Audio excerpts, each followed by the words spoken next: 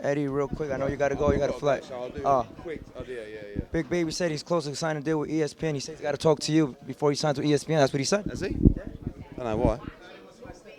Make an offer for him or not? Nah. Eddie, what do you think about Canelo and Kovalev, the NAZN mission? I know obviously it's been a fight that's been in the works for some time, but I think it's a brilliant fight and part of a massive full schedule on DAZN. You think there's going to be a weight restriction for that fight? But I don't know, but I believe 175. What about Billy Joe Saunders and Gabe Rosado? I was hearing Gabe Rosado. He's on the list. Obviously, got to speak. Looks like we'll announce Billy Joe Saunders tomorrow for the KSI card, and we'll be looking for an opponent to announce soon after. I wanted to ask you, the last time I interviewed you was the November 9th, the Logan versus KSI. Way before that, it was supposed to be Wilder and Ortiz November 9th. Do you feel like you're responsible for moving their date? Yeah, a lot of people said that. I mean, November 9, very interesting date. Apparently that was Wilder and Ortiz's date, but we went in there and I believe they've moved to November 23rd. So, you know, I'm not sure whether we were the reason they moved. It's a great story, though. Talk about Mr. ESPN deal. There's Big Baby Miller. Listen, man. That's an Listen, ESPN interview. hold. Listen. I'm a man. You're a man. I always respect what you do. Even though you bash me on camera, I still got love for you. I think you're a great. I think you're a great businessman. But listen, man. I still want to come home.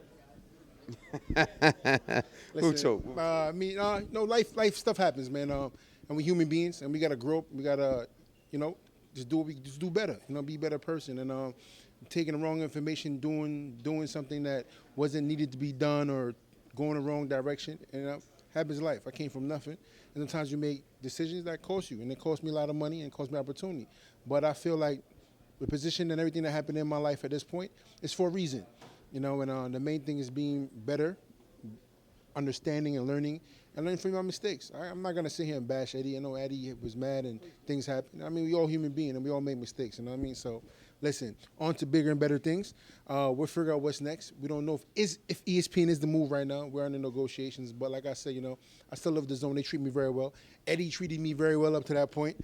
But like I said, it's business. But sometimes relationships do cause you to think back and say, you know what, maybe this can work and figure out what's next. But I have nothing bad to say about Eddie, Dillian Whyte, nobody, man. It's boxing. AJ, I wish you number luck. Come kick your ass sooner or later. Still wants to fight you. You know, I mean, Dylan's got his stuff to sort out, you know. And again, I'll talk to Jarrell, not in front of you cameras, but that's one of the first times that I've heard him say mistakes, etc. And I think that's important to say. I believe that he's got a good heart, but you can't ignore what happened, and that's another story. Mistakes, understand. You've got to hold your hands up and say, I done wrong, and that's it. Dillian Whyte, he's got another issue to resolve. Right now, we're looking at Joshua Ruiz. And the only thing in the mind, like, you know, maybe if he wouldn't have, you know, not been able to fight, who knows what would have happened. Maybe Joshua would have beat him, maybe he would have beat Joshua, maybe Joshua would have won.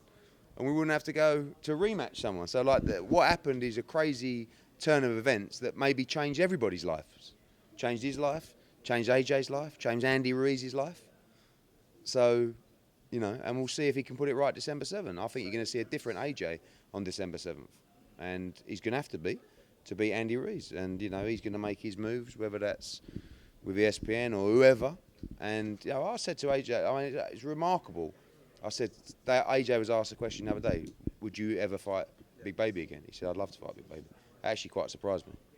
But, yeah, because he was pumped for that fight, really pumped for that fight, really pumped for that fight, more pumped than I've ever seen him for a fight before.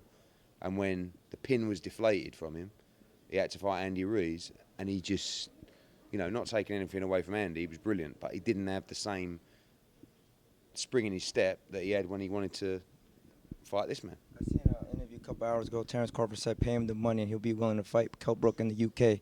What's your reaction towards that? That's for Top Rank to pay that money. You know, he's their champion. He can't box anywhere else other than ESPN. But they're running out of money this side of the year. You know, they're telling everybody they've got to wait till next year. Jose Ramirez, another guy, just said recently, I was injured, but I can box in December, but I'm told they've got no dates. He's just won he's a unified world champion, and they can't give him a date. Terence Crawford boxed in April. He's supposed to be pound for pound #1. He ain't got a date yet. They're talking about December. That's been out of the ring for, what, 8 or 9 months. So, like, it's not for me to give Terence Crawford money. Like, I could pay Lomachenko 3 times what he's making at the moment to fight Devin Haney. They're not going to allow it to happen.